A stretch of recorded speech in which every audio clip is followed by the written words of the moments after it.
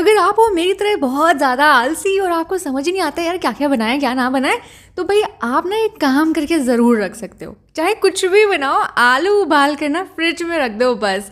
उसके बाद ना आपके पास ऑप्शंस ही ऑप्शंस खुले रह जाते हैं, चाहे वो रात हो दिन दोपहर कभी भी। तो वैसे ही ना मेरे पास भी उबली हुई आलू रखी हुई थी और मैंने भी ना उसमें खूब तड़के वड़के लगा कर ना चटपटी आलू तैयार कर ली।